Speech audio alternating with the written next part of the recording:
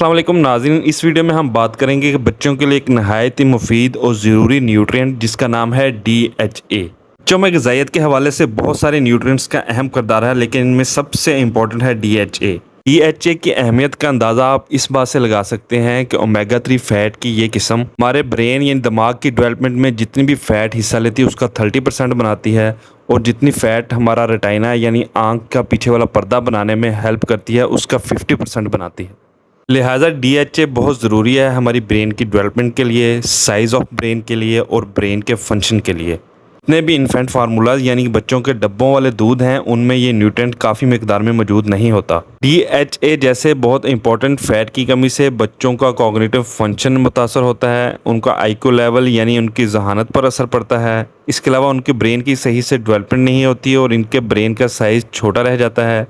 इसके अलावा उनकी देखने की सलाहियत, उनकी विजन मुतासर होती है। तो सवाल पैदा होता है कि हम ये इतना इंपॉर्टेंट न्यूट्रिएंट बच्चों को कहाँ से प्रोवाइड करें। इसे हम हासिल कर सकते हैं ब्रेस्ट फीडिंग से। अगर आप अपने बच्चे को ब्रेस्ट फीडिंग करवा रही हैं तो ये इसका बेस्ट सोर्स है। ब्रेस्ट फीडिंग को मैं हाईली रिकमेंड करता हूँ।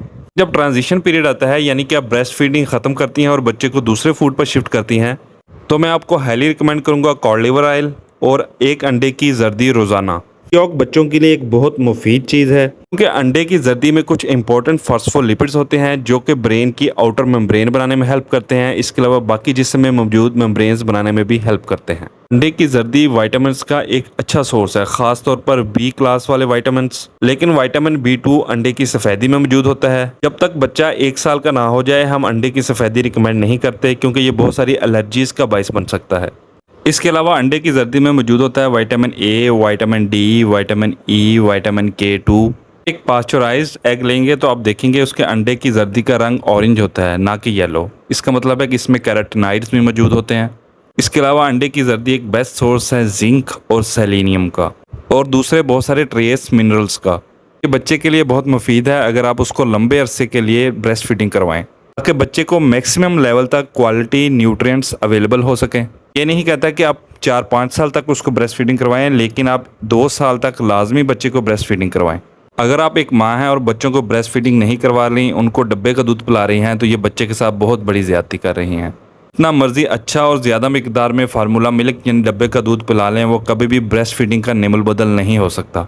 आपके 2 बच्चे हैं और अगर आपने एक बच्चे को ब्रेस्ट फीडिंग करवाई है और एक को डब्बे का दूध पिलाया है, तो आप ये बात नोट करेंगी कि जो ब्रेस्ट फीडिंग वाला बच्चा है वो ज़्यादा एक्टिव होगा, उसका IQ लेवल ज़्यादा होगा, वो ज़्यादा ज़हीन होगा। अगर आपको ऐसा लगता है कि ब्रेस्ट फीडिंग से आपका फिगर ख़राब होगा तो यकीन मानें ये बिल्कुल गलत फहमी है, क्योंकि ब्रेस्ट फीडिंग आपके लिए भी बहुत अच्छी है और बच्चे के लिए भी है। ब्रेस्ट फीडिंग से आप बहुत सारे ब्रेस्ट ट्यूमर से बचती हैं। अगर आपका बच्चा किसी वजह से ब्रेस्ट फीडिंग नहीं कर रहा है या फिर दूध नहीं आ रहा तो लाजमी डॉक्टर से कंसल्ट करें, इसका इलाज मौजूद है। कोशिश करें कि बच्चे की पैदाइश के फ़ौरन बाद आप ब्रेस्ट फीडिंग स्टार्ट कर दें। एक बार आप बच्चे को डब्बे वाले दूध पर लगा देती हैं तो फिर बहुत मुश्किल से माँ के दूध की तरफ आता है, क्योंकि डब्बे वाले दूध में शुगर मिली होती है जो कि बहुत ज़्यादा मीठी होती है। जब एक दफ़ा बच्चा दूध पी लेता है डब्बे वाला तो फिर उसको ब्रेस्ट फीडिंग करने में बहुत मुश्किल आती है। उसको ब्रेस्ट फीडिंग वाला दूध इतना ज़्यादा मज़ेदार नहीं लगता जितना डब्बे वाला दूध होता है। अपना और अपने बच्चों का बहुत बहुत ख्याल रखें और हमारे इस चैनल का भी शुक्रिया।